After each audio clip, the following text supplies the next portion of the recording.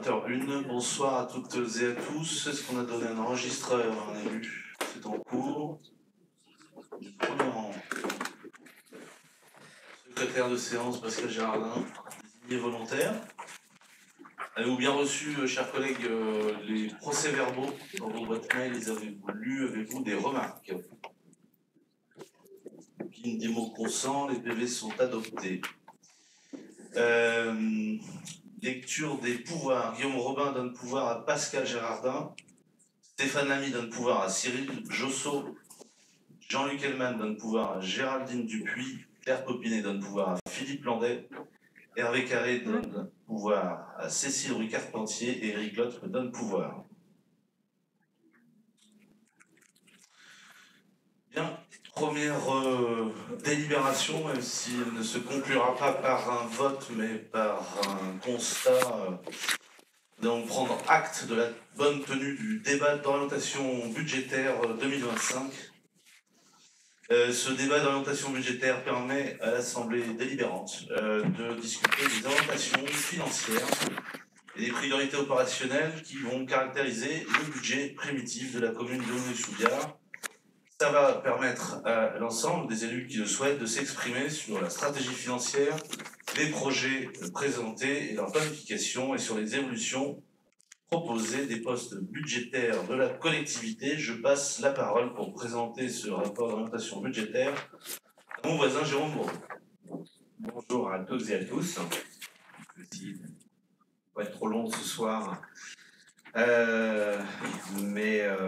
Vous savez que donc le débat d'orientation budgétaire est une obligation légale et que ce débat constitue la première étape du cycle budgétaire annuel qui se clôturera avec le vote du budget le 2 avril prochain. L'objectif du DOP, c'est à la fois de retracer l'année écoulée, mais aussi de présenter les grandes lignes du budget de fonctionnement et d'investissement à venir. Il fait suite à la Commission générale des finances du 19 février dernier. Dans les documents qui vous ont été remis, j'ai essayé de faire une petite synthèse. La première partie concernait le contexte national. Rappelez que cette année particulièrement, la loi de finances a été votée très tardivement, ce qui n'est pas sans impact sur l'établissement du budget que nous vous présentons. Par rapport au premier budget, il faut rappeler que l'État avait prévu 5 milliards d'économies sur les budgets des collectivités suite au changement de Premier ministre et au vote du budget modifié. C'est finalement 3 milliards que l'État espère économiser sur les collectivités locales. Dans le contexte national, il faut aussi rappeler qu'il y a des baisses de dotation sur les fonds verts et que nous avons principalement, avec un impact important pour la commune et pour les communes en général, une augmentation de la cotisation CNR-ACL. Plus précisément, ce sont les cotisations retraite. L'État a voté des augmentations de 4 points pendant 3 ans. Alors je le dis maintenant, l'impact pour la commune, c'est 80 000 € par an environ. Ça va être un impact qui va se cumuler. Donc 80 000 € cette année, 160 000 l'année prochaine et 240 000 l'année suivante. Donc dans 3 ans, le budget communal sur la masse salariale, juste par cet effet-là, aura augmenté de pratiquement 250 000 €, sans doute avec la revalorisation. Ça, c'est important. Le contexte qui est défavorable avec les cotisations retraite qui augmentent, et heureusement pour nous un peu plus favorable sur l'inflation. L'année dernière, on était sur une inflation de 2%. Cette année, 1,6%. C'est moins important, mais ça reste une inflation. Et ça a un impact principalement, bien sûr, sur nos dépenses. Voilà. Une fois rappelé ce contexte national, parlons de la situation financière de la commune. Vous l'avez vu, les dépenses de fonctionnement ont été maîtrisées. Pour rappel, sur Vouneuil, les dépenses par habitant, c'est environ 921 €. Dans la moyenne départementale, on est à 1039 €. Et concernant les recettes, on a toujours été plutôt prudent dans les budgets. Il est à noter donc que la recette moyenne sur la commune, c'est 1011 € par habitant. Dans le département, c'est 1161 €. Donc l'objectif de notre budget, de ce que nous vous présentons, c'est de maintenir un niveau de dépenses en 2025 2025 à peu près équivalent à 2024, malgré notamment les augmentations qui nous sont imposées de masse salariale. Maintenant, rentrons plus précisément dans le budget pour ce qui est du fonctionnement. Globalement, les dépenses de fonctionnement hors excédent, hors report d'excédent, pardon, sont estimées à 6 150 000 euros pour l'année prochaine. Vous aviez donc dans les documents présentés différentes parties, la dotation forfaitaire. Alors je rappelle quand même que le budget de l'État ayant été, enfin la loi de finances ayant été votée très tardivement, aujourd'hui les dotations qui d'habitude sont connues au moment où on fait les budgets nous arrivent avant. Et bien cette année on n'a pas encore les chiffres précis malheureusement. Donc on a construit un budget comme d'habitude plutôt prudent, voire assez prudent. Donc il vous est proposé pour la dotation forfaitaire d'inscrire la somme de 540 000 euros au budget contre 560 000 réalisés en 2024. Pour la dotation de solidarité rurale, il est proposé d'inscrire la somme de 100 000 euros contre 124 000 euros. Pour la dotation de solidarité urbaine, la population de Vouneuil étant inférieure à 10 000 euros, on n'y est pas éligible, à 10 000 habitants. Pour la dotation nationale de péréquation, on est parti sur une hypothèse de stabilité et donc dans le budget, on a mis 50 000 euros contre 58 000 euros l'an passé.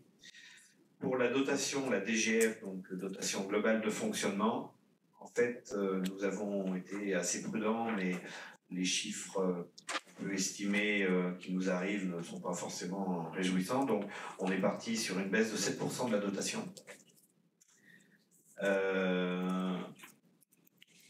Pour les impôts locaux, nous rappelons que depuis 2020, Vouneuil n'augmente pas les taux d'imposition et que ce sera le cas jusqu'à la fin de notre mandat. Nous rappelons aussi que, compte tenu de la baisse du nombre d'enfants et de la baisse des prestations d'allocation de CAF pour les séjours, les garderies et autres, eh bien, nous sommes partis sur un budget de 546 000 de produits de services qui est en baisse par rapport à ce qui était connu avant. Sur les droits de mutation, c'est trop compliqué de l'estimer. Le marché, notamment de l'immobilier, étant calme, on est parti sur un budget de 150 000 euros.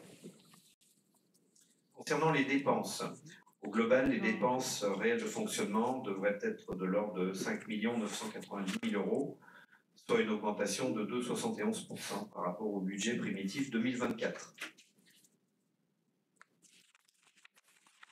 Les charges à caractère général, nous n'avons pas encore terminé l'analyse des charges, mais le prévisionnel pour 2025 s'élève à 1 550 000 euros. Pour les charges de personnel, nous tablons donc sur 3 900 000 euros, avec, comme je le disais, l'augmentation induite par l'augmentation des cotisations de retraite, 80 000 euros environ. Les agents recenseurs, cette année, c'est un budget complémentaire, 30 000 euros. Et puis, il y a quelques budgets qui vont augmenter, l'indice classique. Voilà. Pour ce qui est des prélèvements logements sociaux, nous avons un budget de 72 000 euros. Et pour les subventions aux associations, le budget est maintenu au même niveau qu'en 2023. Concernant l'intérêt de la dette, il est rappelé que, compte tenu du fait qu'il y a eu, ça a été dit et redit, mais il faut le repréciser, on a eu des déblocages d'emprunts, mais on a aussi eu des placements. Ces produits de placement représentent 24 533 euros en 2024. Et puis un nouveau placement vous sera proposé, ça sera l'objet de la deuxième résolution, à hauteur de 800 000 euros dans quelques minutes. Concernant les investissements, donc ils avaient été présentés à la Commission générale de finances, ils n'ont pas été modifiés. C'est toujours le même budget qui vous est présenté, 4 384 000 euros, avec les principaux projets, l'école Camille Desmoulins, le Cœur de Bourg. On est parti aussi, on avait eu un doute, mais finalement le FCTVA, c'est des subsides que l'on touche de l'État pour compenser le fait que l'on paye de la TVA. Il avait été envisagé par l'État de réduire cette dotation, finalement c'est pas le cas, donc on a maintenu allait percevoir et on précise qu'il n'y a pas de nouveaux emprunts de prévus. En conclusion, la situation financière de la commune est saine, mais de nombreuses contraintes, les réformes de caisse de retraite, les baisses de DGF, l'assurance statutaire doivent inciter à la prudence et une gestion rigoureuse en 2025 et les années suivantes. Les effectifs, notamment à l'enfance jeunesse, devront ces prochaines années être adaptés aux besoins du service et d'une manière générale, il faut optimiser la gestion des ressources tout en conservant un même niveau de service à la population.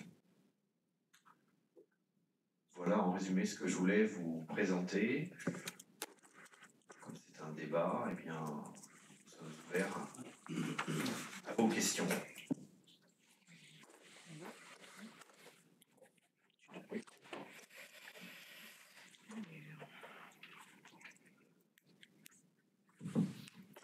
Bonsoir à tous. Je ne sais pas comment vous souhaitez qu'on procède. Enfin, on avait plutôt regardé dans l'ordre du rapport d'orientation budgétaire, si on avait des questions. Est-ce que ça vous va? Oui. Ouais, ok. On avait d'abord une question concernant la DGF. Donc, il a été présenté une baisse d'environ 53 000 euros entre 2024 et 2025, donc en montant perçu. Donc ça correspond à 7% de baisse par rapport à 2024. Quand on rapporte à l'habitant, on est plutôt sur un rapport de 9%. Donc ça veut dire qu'il y a une augmentation de population qui a été prise en compte dans cette estimation. Vous l'avez estimé du coup à quelle augmentation de population est associée à cette différence? Alors, je ne pense pas qu'on soit parti sur une augmentation aussi un petit peu de population. Mais comment? C'est les chiffres de l'INSEE qui sont publiés pour le 1er janvier 2025. Voilà, c'est en se basant sur les chiffres de l'INSEE. Et la DGF n'est effectivement pas connue à ce jour. C'est une première d'habitude, on a un chiffre et la DGF est toujours calculée avec une augmentation de la population. Ce qu'il faut voir, C'est pas lié au projet de construction sur. Enfin, c'est les chiffres INSEE. C'est les chiffres INSEE qui sont publiés. Ok. la DGF est attribuée par l'État. L'État avait promis le maintien des DGF pour les communes, les EPCI. Mais vous le savez, on a repris la méthode précédente de mon prédécesseur également, qui est de remplir des cases de recettes prudemment et des cases de dépenses parfois avec exagération. Pourquoi? Parce que ça nous donne une certaine latitude. On verra, on peut en parler tout à l'heure sur le résultat de l'exercice 2024 qui est excellent pour Vouneuil-sous-Biard. C'est notamment dû à une gestion prudente. Si on se risque à inscrire un montant trop élevé de subventions qu'on n'obtient pas ensuite, c'est une déception et nos calculs seront faussés. Et pareil, si on minimise nos dépenses, c'est un déni de réalité. Donc, comme un budget doit être proposé dans toute sa sincérité, on est sûr d'avoir au moins ça. Et le retard est dû notamment à l'actualité nationale, vous l'avez vu, avec un vote du budget qui a été très tardif.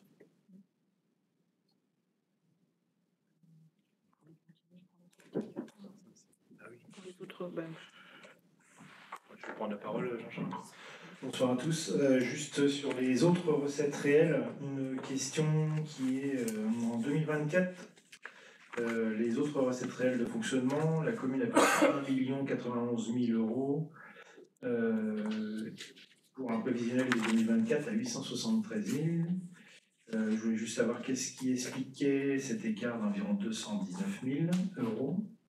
Puis en 2025, on estime les autres recettes réelles à 727 000 euros seulement, donc 370 000 euros de moins que sur le réalisé 2024. Comment expliquez-vous cela? Oui, là c'est dans le détail effectivement. Alors pour les produits et les services, je pense que c'est garderies, séjours et autres. Hein. Et justement, on a prévu à la baisse ce budget, c'est ce que j'ai dit tout à l'heure, puisqu'on a à la fois la CAF qui va moins contribuer, on a une diminution du nombre d'enfants. Après, Ludivine, tu as peut-être plus que moi tous les détails, j'avoue. C'est surtout pourquoi cette grosse baisse, quoi, en fait. 370 000 € de moins que finalement tout ce qu'on a perçu en 2024. Mais parce que, comme on le dit, on essaie de faire des budgets prudents et qu'on a un nombre d'enfants qui baisse, on a la CAF qui va verser moins. Après, les détails du calcul, je ne sais pas te dire. Mais... Alors, j'ai quelques pistes, hein, effectivement, qui justifient cette dette. Donc, déjà, la DGF fait partie de ce montant. Donc, on a effectivement prévu une baisse aujourd'hui, comme on a noté, de 560 000 en réalisé à 540 000 en prévisionnel. Il faut aussi prendre en compte qu'à compter du 1er septembre 2025, nous n'aurons plus le fonds de soutien de l'État sur les garderies et l'État, donc qui représentait 35 000 € pour le budget communal. Donc cette année, on ne l'aura pas en 2025, donc ça a été également réduit de la prévision. À noter également qu'on a une subvention pour les conseillers, la conseillère numérique de la commune qui était élevée à 20 000 € l'année dernière, qui est estimée à 12 500 € pour 2025. Pardon ? Qui sera terminé. Oui, et qui sera terminé après. A également la tarification sociale des cantines, qui est prise en compte cette année encore. Et on a baissé par prudence, puisque à l'heure actuelle, on n'a pas le montant encore évalué, les estimations CAF. On a touché effectivement 800 000 l'année dernière, mais on l'a estimé à 700 000 aujourd'hui, parce qu'on observe une baisse de fréquentation dans les centres de loisirs et les garderies, et on a préféré répercuter par prudence sur les recettes. Merci. On a aussi, pour compléter,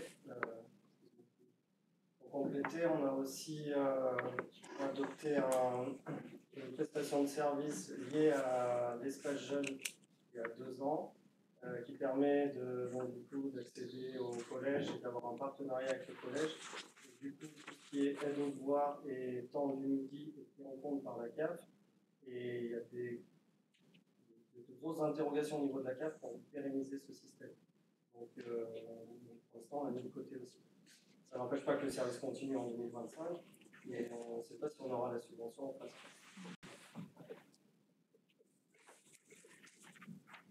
Oui, Philippe Lambert. Oui, je voulais aussi réagir sur cette section-là pour dire que, effectivement, dans les propos que tu tiens, Jérôme, et dans les conclusions d'ailleurs du rapport, on sent bien que le contexte est pesant, incertain. Et donc du coup, on a un peu de sentiment, en tout cas à la lecture, que dans ces incertitudes, on est parti sur une prudence. Et peut-être, nous avions dit l'année dernière qu'il nous semblait que les recettes de fonctionnement avaient été sous-estimées et les dépenses plutôt surestimées. D'ailleurs, ça vient d'être dit par Jean-Charles à l'instant, de manière tout à fait logique. Par contre, dans la proportion, il nous semble que quand on voit les résultats de 2024, on est dans une prudence extrême, et du coup, la question de 2025, c'est ce qu'on n'est pas encore dans cette logique-là. Alors j'en veux pour preuve que dans 2024, les questions de, par exemple, si je prends dotation forfaitaire, dotation solidaire et territoriale et péréquation, on était à 742 000 € en réalisé pour une prévision de budget de 555 000 €. Donc encore 200 000 € d'écart. Au final, on s'interroge sur le fait que est-ce qu'on n'est pas dans une extrême prudence. Vous avez pris des 7% de baisse, ça a été dit tout à l'heure. Ça nous paraît peut-être un peu élevé. Parce que globalement, par exemple, pour ce qui concerne la dotation de solidarité rurale, elle va augmenter car elle est liée à la population. Donc au final, sur Vouneuil, il m'étonnerait qu'il y ait une baisse même de 2%. Donc en fait, est-ce qu'on n'est pas dans une logique et toute votre conclusion, elle est là dans cet esprit-là. En tout cas, on y lit une extrême prudence qui peut s'expliquer par le contexte, mais est-ce qu'on n'est pas en train de se faire peur finalement. Voilà, c'est une première question au titre Je vais répondre des recettes. Cécile. Ludivine a une précision à faire. Je voulais juste préciser par rapport aux chiffres qui viennent d'être annoncés que l'année dernière, on avait estimé à 120 000 euros la dotation forfaitaire, dotation de solidarité rurale et de la DNT pour un résultat de 742 000 euros et non pas 555 000 pour un résultat de 742 000 par rapport aux chiffres qui viennent d'être annoncés. On parle de 742 réalisés, 555 mis au budget. Oui. Et donc, juste pour préciser que c'était bien 742 000 réalisés pour le cumul de la dotation forfaitaire, la dotation de solidarité rurale et la DNT, mais qu'il a bien été inscrit au budget 2024 pour ces trois lignes, 720 000 et non pas 555 000. Alors, je me suis trompé. C'était juste pour préciser. D'accord. En tout cas, les résultats de 2024, quand on les regarde sur la partie fonctionnement, on est largement, et d'ailleurs c'est quelque chose d'assez perturbant, c'est qu'en termes de recettes de fonctionnement, quand on regarde les chiffres depuis plusieurs années, on est sur quelque chose qui est stable. Les résultats de 2024 sont conformes au 2023, à 10 000 euros près. Donc finalement, voilà, est-ce qu'on n'est pas en train de se faire peur ? Alors, on n'est jamais trop prudent. Ça dépend où on place le curseur. Ce qui est sûr, c'est que un budget commence à être étudié par les services en septembre.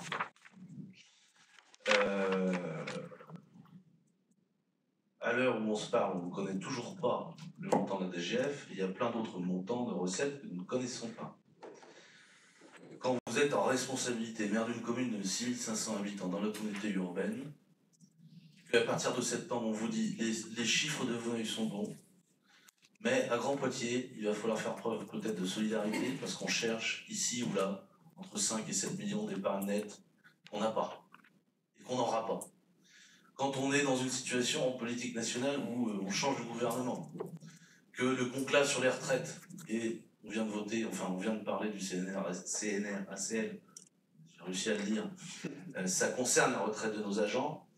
Tout ça, c'est fictif parce que si derrière le fameux conclave du Premier ministre Bayrou n'aboutit pas, il va se passer quoi sur le financement de la retraite? Et quelles seront les implications sur les collectivités locales? Ce gouvernement-là a fait, après de nombreuses négociations, a cherché 3 milliards d'euros d'économies. Mais le prochain, il va en chercher combien? Le marché de l'immobilier est à l'arrêt complet. Ça repart, ça bouge un peu, il y a de la demande, mais il est à l'arrêt quand même. Les droits de mutation, on va avoir des conséquences dans les mois qui viennent. La guerre en Ukraine n'est toujours pas terminée, l'inflation n'est toujours peut-être pas probablement maîtrisée. On est dans un contexte où je crois qu'on n'est jamais trop prudent. Et en responsabilité, avec l'équipe majoritaire, on a décidé, peut-être que pour vous c'est un petit peu trop de prudence, mais je pense que l'année 2025, d'autant plus qu'elle précède une année d'élection présidentielle, qui généralement bloque un peu les ambitions de tout le monde, ou en révèle d'autres, mais l'économie généralement pâtit de ce contexte électoral. Quand on met tout ça dans la besace,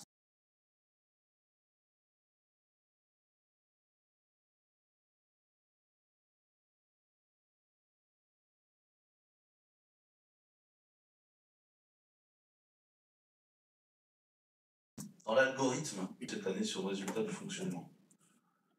Je pense que les habitants ont besoin dans cette période d'avoir aussi peut-être un sentiment qu'ils ont une équipe à la barre qui a eu des bons résultats sur cette année 2024 et qui prévoit un budget quand même audacieux avec des dépenses et des recettes en fonctionnement, en investissement, mais en toute prudence et surtout ça précède une année électorale. Donc dans tout ce contexte, on a fait ce choix-là.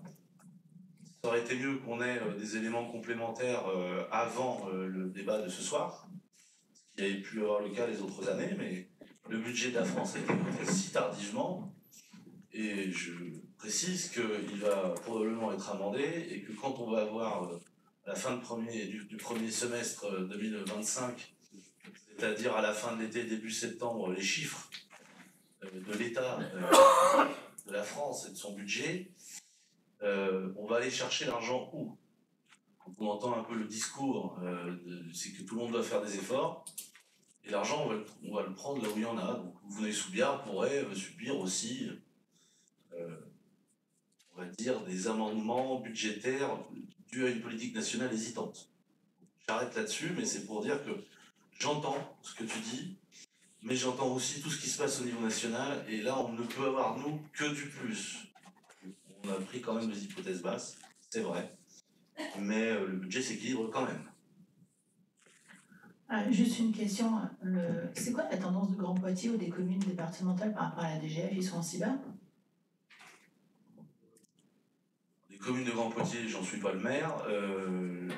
Le Grand Poitiers, il est comme nous, il n'a pas dû recevoir le montant de la DGF. On est en plein travail. Les vice-présidents aux finances font un remarquable travail. On est en train de chercher, chacun dans nos délégations, des économies de partout. Il semblerait qu'il y ait quand même un consensus là. Et moi j'ai plaidé en tout cas, comme dans ma commune, pour qu'il n'y ait pas de hausse d'impôts. Il y a quelques-uns, il semblerait que nous ayons été entendus. Il faut dire que nous avons peut-être été entendus, puisque nous sommes dans une année préélectorale et qu'il n'est jamais bon d'augmenter les impôts. Généralement, ça se fait en début de mandat pour que ça s'oublie. Moi, je pense que d'une manière générale, le niveau d'imposition en France est trop élevé. Donc, je ne peux pas répondre totalement, pardon. Mais pour les autres communes, on a les informations dont on nous doute, puisque le budget de la France a été voté très tard. Il sera impossible de l'avoir pour le vote du budget, uniquement en guise d'information?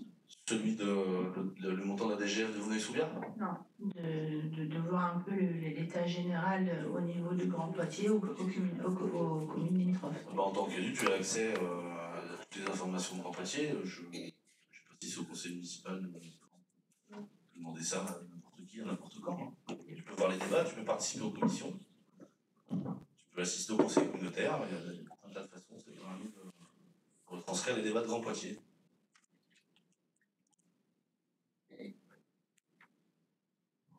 On peut continuer. Impôts locaux.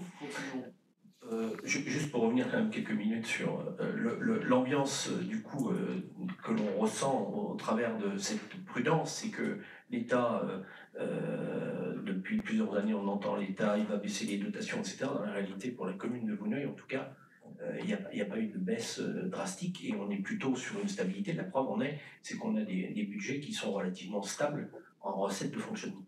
C'est juste pour rétablir sur l'histoire du message selon lequel l'État baisserait les dotations, en tout cas pour ce qui concerne Vouneuil, il n'y a pas eu de signe en ce sens-là. Sur les impôts locaux, vous avez inscrit un 1,68% sur les bases d'EDF. Est-ce que les informations qu'on avait, on était plutôt sur un 7, est-ce que c'est des choses qui sont votées? Est-ce que c'est des décisions qui ont été prises? 2023 et 2025. Page 10. Au début de la page 10, il est écrit en 1,68. Une version de 1,68 des bases. Le 1,68%, c'est la loi de finances 2025. Donc c'est un taux qui a été voté par l'État. Maintenant, c'est 1,68 sur les sur les bases. C'est les bases. Voilà. C'est pas les taux, c'est bien les bases. Donc, le taux ne change pas, mais les bases ont augmenté pour l'ensemble des habitants. Je sais pas Sachant que les bases, ça a changé, mais je peux rebondir sur les bases, pardon. C'est quand même extrêmement complexe, les bases de taxes foncières et de toutes ces taxes. En fait, il y a des taux qui ont été votés il y a plusieurs années. Et puis, systématiquement, l'État a mis en place des mesures d'atténuation, parce que s'il avait appliqué ce qu'il a voté il y a quelques années, on aurait des bases qui augmenteraient. Donc aujourd'hui, maîtriser ça, les bases, les taux, c'est extrêmement compliqué, pour ne pas dire impossible. Et c'est vrai que la loi vote 1,68%, on applique, mais c'est compliqué d'aller plus loin dans l'anticipation. On avait simplement un doute sur le taux parce que l'information qu'on avait, mais qui mérite d'être vérifiée, c'était un 7. Voilà. Et je voulais juste préciser,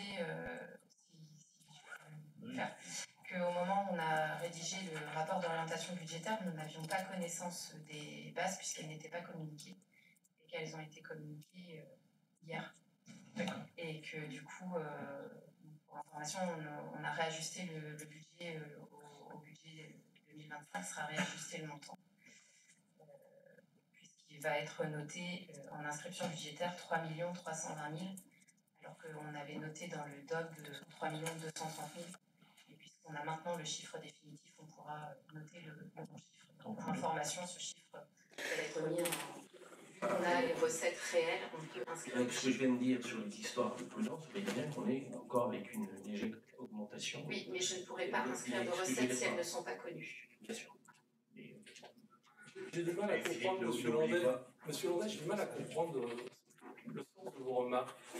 Vous nous semblez regretter que le budget est à l'équilibre, que les recettes sont là. Vous auriez souhaité qu'on ait moins de recettes et avoir un déficit à présenter. J'ai du mal à comprendre. Mais en fait, j'aimerais savoir ce que vous en pensez vous-même. En l'occurrence, moi, j'en pense que nous, on pose des questions pour comprendre. Ouais. Et puis voilà, là en l'occurrence, sous-estimer, la tendance semble montrer qu'on sous-estime, en fait, ça représente des centaines et centaines de milliers d'euros. En fait, on fait passer un message selon lequel, finalement, il y a une problématique budgétaire, alors qu'en fait, on voit bien qu'on a quand même relativement une certaine stabilité, qui derrière donne une capacité d'autofinancement qui est importante, puisque derrière, c'est de la capacité d'investissement. Et puis voilà, c'est tout. Donc, et vous jugez qu'actuellement, je juge rien, on est en débat, et voilà. Donc, vous jugez qu'on aurait dû...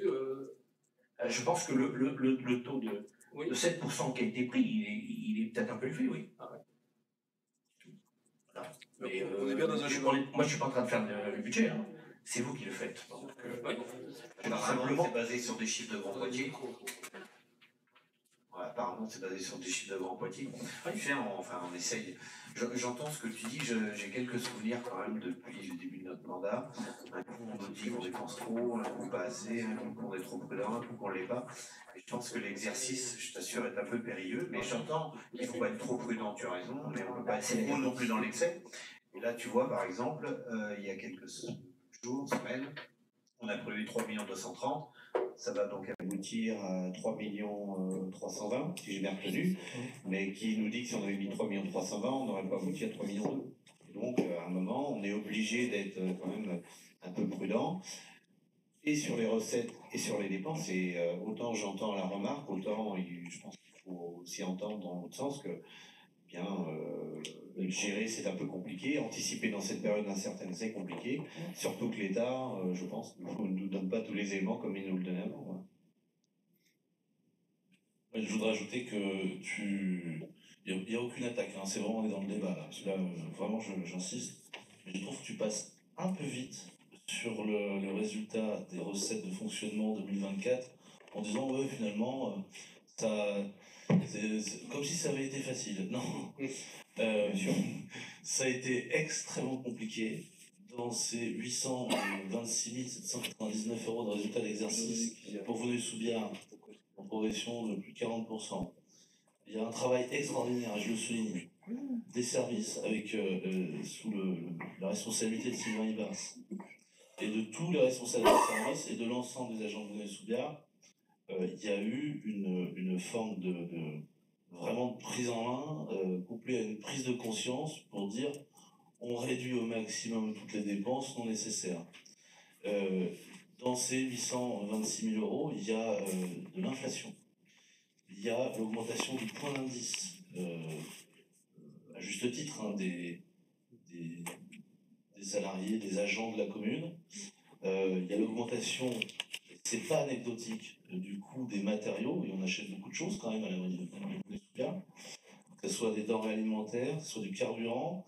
On a explosé en coût d'achat tous les compteurs, c'est pas Veneuil-sous-Biard, c'est dans toute la France, j'imagine, enfin, c'est même pas j'imagine, c'est même certain. Malgré ça, grâce à l'excellente gestion de Sylvain Ibars, on a un très très bon résultat de fonctionnement. J'ai oublié l'énergie, Jean-Charles. Oui, l'énergie, l'électricité. Donc moi, je présenterai les choses différemment. Je dirais d'une manière un peu plus positive, pardon, mais non seulement ils ont fait un excellent résultat 2024, mais au cas où ils en ont sous le coude en 2025. Ça, c'est beaucoup plus positif. Oui, on est prudent. Enfin, on est dans une situation qui est quand même beaucoup plus agréable que bon nombre des mairies de Poitiers 40, celles que je connais en tout cas, et j'imagine un grand nombre de municipalités en France. C'est pas un grave problème qu'on a d'être trop prudent. Ce qu'on aurait comme problème, c'est de boucler un budget. Hein. Ça serait un grave problème, je pense. Donc, en fait, ce qu'on veut te dire, c'est qu'on entend ce que tu dis, et voilà. Mais c'est pas une expression comme ça, j'ai pas envie de la donner. On n'a pas des problèmes. Hein.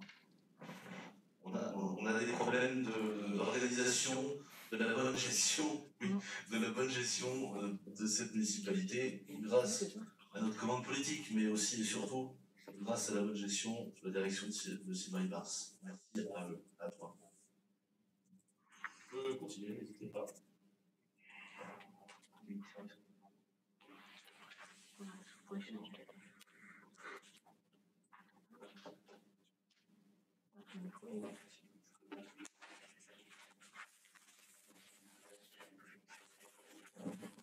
Une question sur la PCP, donc en investissement.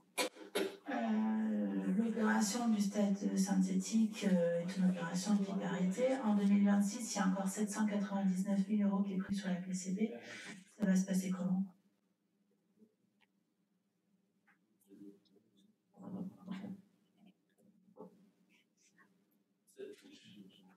Tu peux préciser ta question, s'il te plaît? Ben, sur l'opération stade synthétique, en OP prévu en 2026, il y a 799 000 € de prévu. Donc, comme l'opération est à ce jour annulée, elle n'est pas annulée. Ça a déjà été dit ici, je vous en parlais à chaque conseil municipal. Il va juste y avoir je vais le redire, visiblement tu n'avez pas retenu ou entendu. Il va y avoir un sujet à la prochaine élection municipale sur ce terrain. L'argent est là, les autorisations seront là le cas échéant avec la modification de tout ça. Et il y aura un choix des équipes pendant la campagne, mais moi je m'en vais en ayant tout prévu au cas où l'équipe suivante fasse le même choix. L'argent sera là, et le terrain aussi. Donc, les crédits. Non, mais les crédits sont fléchés. Maintenant, je viens sur une deuxième question qui est donc.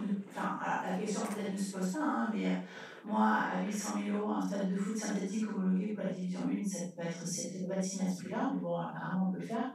Donc, ça veut dire qu'il y aura d'autres crédits à prendre, mais c'est bien qu'on se. Enfin, voilà, on prend en compte parce que cette remarque n'est pas négligeable dans le sens où, à ce jour, à ce prix-là, on ne peut pas signer un stade synthétique homologation pour la division 1 de Mouneuil à ce prix-là.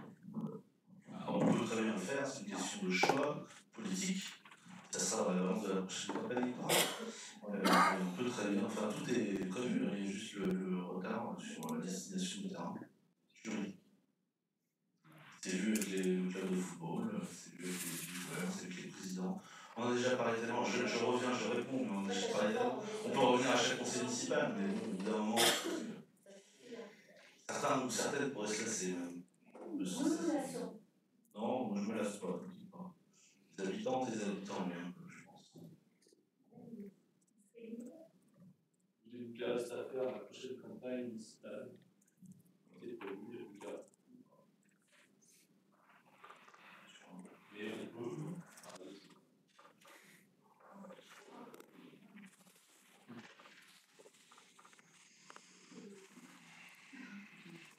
D'autres questions? Non, mais pour revenir sur la question qui nous taraude, la question de sous-estimer, en l'occurrence, c'est celle qui, quand on constate finalement que les recettes de fonctionnement chaque année déterminent les capacités d'autofinancement et qu'au final, c'est ce qui, par versement au budget d'investissement, donne la capacité, quand on voit le montant auquel on arrive aujourd'hui en termes de capacité d'autofinancement de la commune, il est élevé. Très bien. et ben on s'en félicite. Très bien. On s'en félicite. Mais ce que je veux dire par là, c'est que, oui, mais attendez, ma question, c'est que derrière, vous avez fait le choix d'emprunter, et ça a des coûts qui sont payés, qui sont essayés de minimiser avec les comptes et les placements. Mais dans la réalité, c'est que tout ça finit par coûter ce prêt, et que au regard de la capacité d'autofinancement qui est la nôtre, on peut se poser la question de savoir si on a vraiment besoin de ce prêt compte tenu qui nous a coûté. Voilà. Donc, mes questions sur les sous-estimations du budget de fonctionnement, elles sont là. C'est que derrière, finalement, avec les moyens qui sont cumulés depuis certains nombre d'années, et félicitations, au final, avait-on besoin de prendre un prêt qui, au final, nous coûte. Voilà. Alors, un prêt coûte, mais rapporte aussi, hein, on place l'argent, mais bon, en dehors de ça, souvenez-vous de la venue, à 2 reprises, je crois, c'est municipal, du conseiller aux décideurs locaux, qui nous a expliqué clairement, vous n'empruntez pas assez. Ah, si, c'est dans un audit, un rapport, et alors là, c'est l'État qui le dit. Alors, on est partiellement d'accord quand même, parce qu'on a emprunté presque 2 fois moins que la municipalité précédente. Sur ce mandat, ce sera donc 2,5 millions, la précédente, 4,5 millions. Ça donne quand même des marges de manœuvre également immédiates pour la prochaine équipe municipale, quelle qu'elle soit. Donc, ça donne, je le répète, une gestion efficace. Merci pour les félicitations. Je suis d'accord avec le travail réalisé et la grande politique aussi qu'on a réalisée. Sur le mode de fonctionnement de la municipalité désormais, qui donc, malgré l'inflation et l'augmentation des coûts, arrive à dégager des marges de manœuvre. D'autre part, des investissements qui sont prévus cette année, qui sont pour certains, fléchés. On met en débat pour la prochaine élection municipale d'autres choix. Mais la prochaine équipe aura non seulement un fonctionnement qui fonctionne, si j'ose cette redondance, et des moyens d'investir. Avouez quand même que c'est un tableau qui me semble correct. Dans ce mandat, j'appellerai un mandat de gestion de crise, avec d'abord les années de confinement, ensuite l'inflation, les guerres, les coûts. Au bout d'un moment, cette photographie de fin de mandat, je la trouve séduisante.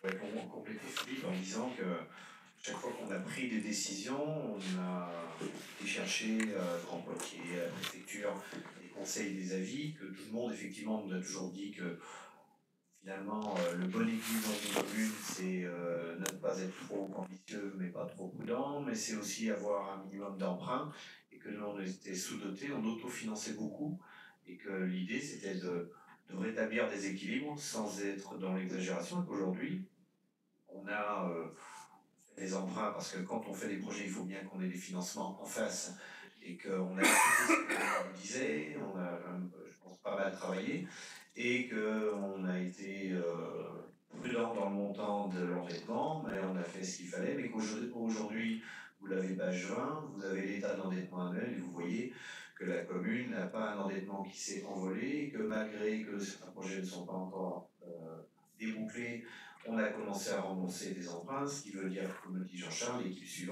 équipes suivantes ne vont pas se retrouver avec une situation trop compliquée financièrement à gérer, en tout cas moins que d'autres communes qui nous entourent, et qu'on a les moyens, on a dégagé des marges de manœuvre, je crois, pour continuer à rendre des services publics aux habitants, continuer à faire des investissements sans se mettre dans le rouge, en ayant un matelas de sécurité. J'entends bien ce que tu disais tout à l'heure, à juste titre, il ne faut pas qu'il soit trop important non plus, mais on ne peut pas demander à une collectivité d'être à flux tendu, parce qu'il y en a d'autres qui le sont, parfois sans faire exprès, mais au final, eux, ils sont en difficulté, ils n'ont pas le même débat d'orientation budgétaire que nous avons ce soir.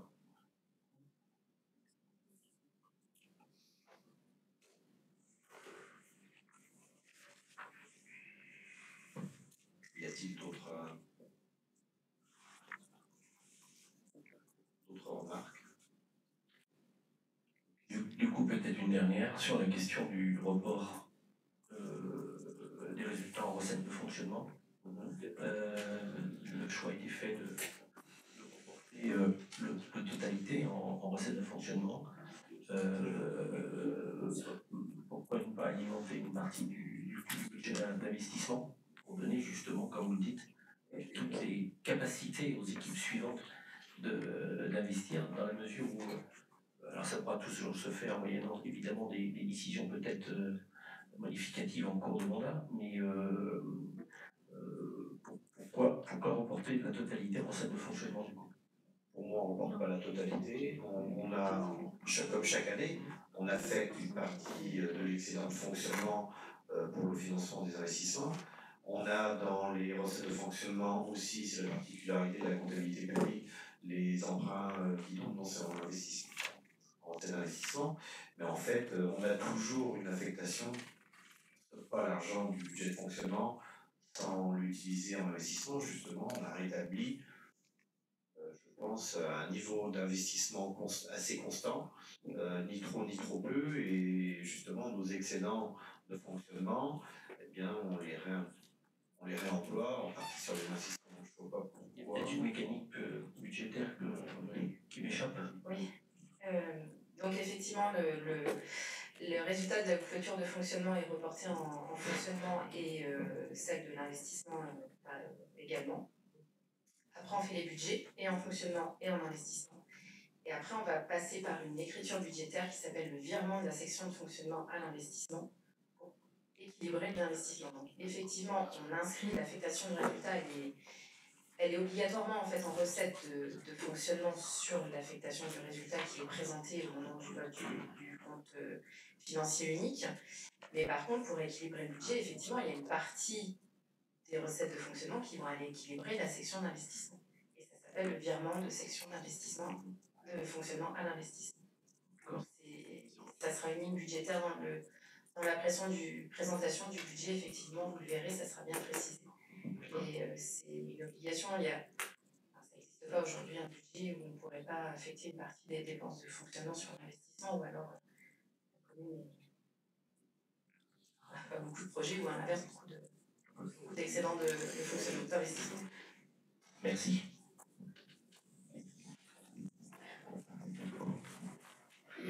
S'il n'y a plus de points abordés, je propose que nous... Pas d'autres questions, Romain? Donc, pour terminer avant de prendre acte de la bonne tenue de ce débat d'orientation budgétaire,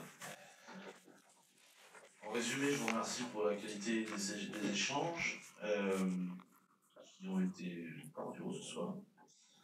Je note encore nos désaccords, mais bon, comme on en parle à chaque conseil municipal, on finit par le savoir. Vous hériterez, pour ceux qui seront élus, d'une municipalité telle que je l'ai trouvée en arrivant, avec de l'argent de côté, comme on dit, un fonctionnement que là nous avons optimisé, mais parce que le temps fait que nous avons pu le faire sereinement, tranquillement. On prend ce qu'on a et on l'améliore autant que possible. Et puis une capacité, premièrement, de remboursement d'annuité et d'emprunt, au même niveau que celle que vous avez trouvée en arrivant. Un désendettement et une marge de main-d'œuvre. Donc dans vos programmes, moi ce que je vous invite à faire, pour tous ceux qui seront candidates et candidats, c'est d'avoir des idées. D'avoir des idées pour, avec beaucoup d'esprit et de qualité, dépenser l'argent récolté auprès, parce que c'est l'argent des Vounéoises et des Vounéois, pour fabriquer des services publics de qualité. Si vous ne voulez pas faire le terrain synthétique, vous avez eu 800 000 € pour faire autre chose avec. Et vous avez la capacité de remboursement, c'est cadeau, par cette équipe, c'est-à-dire qu'on le bascule sur le prochain mandat. Si vous n'avez pas le temps, en début de mandat, de vous occuper à retaper tout l'organigramme, c'est pas grave, on l'a fait et ça fonctionne, ça fait à peu près, si vous regardez ce monsieur à mes côtés, un peu plus de 800 000 € de résultats de fonctionnement. vous utilisez, on parlait en début de mandat, d'ailleurs j'ai jamais eu de retour, mais c'est pas grave, c'est pas une critique trop forte, mais j'ai jamais eu de retour de votre part sur la fameuse dite cagnotte. On a de l'avance aussi un peu plus que ce qu'il faudrait, qui a été faite par Alain Tanguy précédemment. Vous pouvez aussi imaginer d'aller chercher 200 ou 300 000 euros dans l'avance que nous avons. Nous allons peut-être même accentuer avec les 500 000 l'année prochaine en fonction des éléments, mais je ne veux pas trop anticiper. Mais avec une capacité de remboursement, avec un emprunt déjà fait, l'argent placé sur un compte qui rapporte et un fonctionnement qui fonctionne, imaginez le Vouneuil de demain. C'est juste ça que j'ai envie de vous dire, que vous votiez ou non ce budget pour faire des tacles politiques ou pas, faites bien ce que vous voulez, mais ayez des idées. Je vous remercie, nous prenons acte de la bonne tenue de ce débat d'orientation budgétaire. On pourra en parler en off si vous souhaitez, et on en reparlera, je n'en doute pas, au prochain conseil municipal. Deuxième délibération. Donc la deuxième délibération, nous sollicitons votre approbation pour ouvrir un compte à terme. Nous avons brièvement tout à l'heure parlé. Nous vous proposons, suite aux libérations d'emprunts non encore consommés, de réaliser un compte à terme sur 3 mois de 800 000 euros. Vous avez des remarques avant la passation au vote? Non. Donc, très bien. Et en fait, compte tenu de ce qu'on vient de dire et discuter, nous, on va s'abstenir sur cette délibération. Voilà.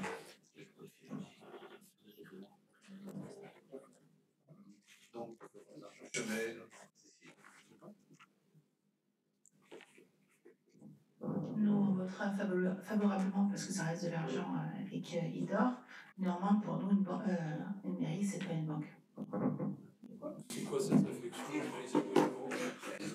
Qu'est-ce que ça veut dire, ça? C'est complètement antinomique. Vous dites un truc, c'est l'inverse juste après. On fait quoi des 800 000 si on les met pas en banque? Dites-nous. On fait quoi? Pourquoi on les a pris? La question peut se poser aussi inversement. Non, mais c'est pas le pourquoi. Le pourquoi, Ah, ben, le pourquoi et le comment, c'est la même chose. Le budget, on a un très bon budget, on dégage des marges. On fait quoi? Expliquez-moi. Je vous donne de l'argent, vous en faites quoi? D'accord.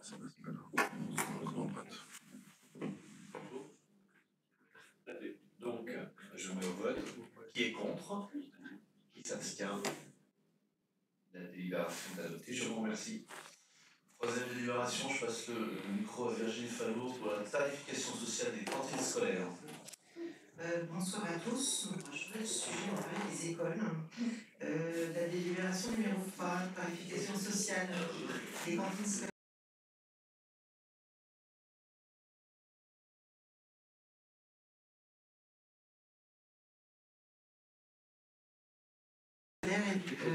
Petite modification sur ce projet de délibération, pas sur le fond mais plutôt sur la forme. On ne touchera pas au tarif mais juste au niveau du tableau.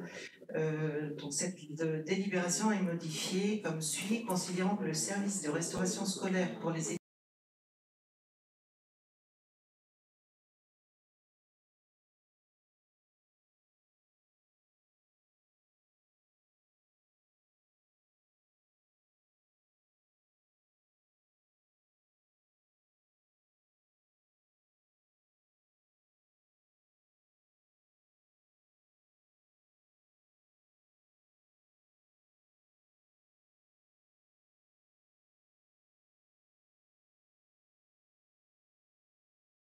du premier degré, vu avec l'avis de la commission éducation, petite enfance et de devoirs de mémoire, nous vous proposons donc d'appliquer la tarification sociale des cantines pour les QF de 0 à 1000 euros à partir du 1er septembre 2024. Donc le premier tableau vous a été mis sur la délibération du 18 septembre. Le deuxième tableau, nous allons donc rajouter une ligne imprimée, juste pour détailler les tarifs au niveau de la cantine. Avez-vous des questions? Qui est contre? Qui s'abstient? C'est adopté. Merci. Merci, je vais vous présenter la 4e et 5e délibération qui se ressemblent. Il s'agit pour la 4e donc d'une convention d'autorisation d'occupation du domaine public au bénéfice de la Société Centrale Photovoltaïque Grand Poitiers Ouest, de son nom. Elle est portée par EDF-ENR en 2021. Nous votions ici à l'unanimité, je crois, le principe accordant le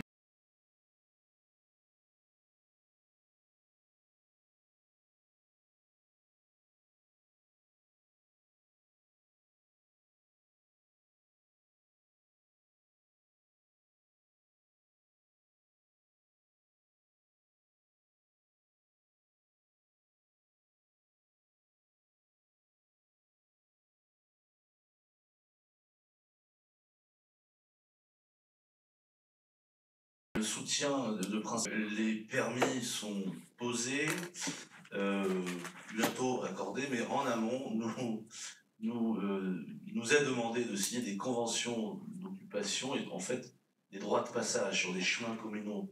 Il s'agit pour la délibération numéro 4 de la voie communale numéro 7, rue de la Peinterie. Pour les besoins de leur chantier, les collaborateurs de DF-ENR vont poser des panneaux photovoltaïques et avec leurs engins de chantier ne peuvent accéder qu'en passant sur des chemins communaux. Voilà, est-ce que j'ai été clair pour cette délibération? Vous avez bien vu les plans ici ou là. C'est assez facile, hein, ce sera la même chose pour servir des délibérations numéro 5. Philippe Landais pour la 4. Oui, je voulais juste savoir s'il est fait les états des lieux préalables avec eux d'ailleurs. Le constat d'huissier, oui, le constat d'huissier, me dit-on dans l'assistance. C'est une bonne question, je ne m'étais pas posé. Oui, il faudra constater photo avant, photo après. Après, on a affaire à des opérateurs quand même, EDF, ENR et SRD qui savent faire, qui travaillent bien, mais bon, on n'est pas à l'abri d'un camion qui mord sur tel ou tel chemin. D'autres questions, remarques sur cette délibération? Qui est contre? Qui s'abstient? Adopté. Merci, et j'enchaîne sur la 5e. C'est la même chose, c'est la section ZI Tichamp numéro 8 cette fois-ci, mais toujours sur la voie communale numéro 7 rue de la Peinterie et au bénéfice de SRD pour son projet de centrale photovoltaïque Grand Poitiers Ouest. D'ailleurs,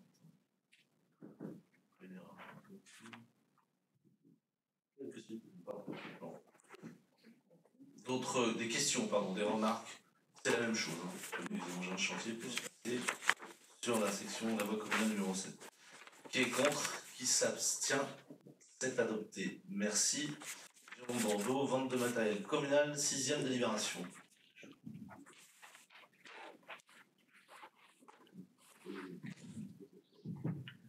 Donc la 6e délibération, donc c'est un truc un peu incongru. On a acheté en 2005 un tracteur et un désherbeur. Et il s'avère qu'ils ont très peu servi, donc avant que le désherbeur soit envahi par les herbes, ce qui serait un peu particulier, nous avons décidé de le vendre. Donc voilà, les services techniques nous ont confirmé qu'ils ne l'utilisaient pas, ils l'ont quasiment jamais utilisé. Donc le prix est passé en 4 600 €. Nous devons passer par une décision de conseil municipal. Donc nous vous proposons de le vendre à 8 500 €. Et, est-ce que vous avez des questions? Non. Qui est contre? Qui s'abstient? Je vous remercie. Merci, vous aviez l'information sur les décisions prises par le maire en vertu de sa délégation générale sur les montants en investissement et fonctionnement. Avez-vous des remarques ou des questions? Pas de remarques, pas de questions. On arrive à la fin de l'ordre du jour. Temps d'échange si besoin, même si on a déjà bien débattu. Est-ce qu'il y a des remarques UES, US, les dates à venir?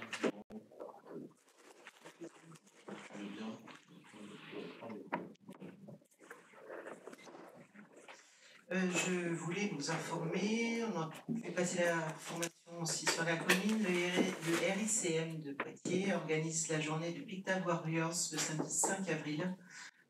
Voilà, je vous souhaite que tout le monde participe ou puisse venir voir les qui veulent participer, ça sera avec grand plaisir. L'équipe d'élus, pourquoi pas, allez-y. Tout le monde peut s'inscrire, hein, il n'y a pas de niveau, voilà.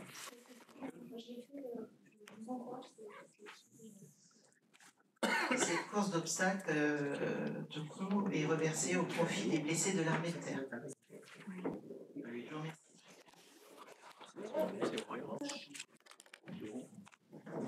C'est bon pour tout le monde. Prochain conseil municipal ici même à 20h, le 2 avril 2025. Je vous souhaite une bonne soirée. Merci.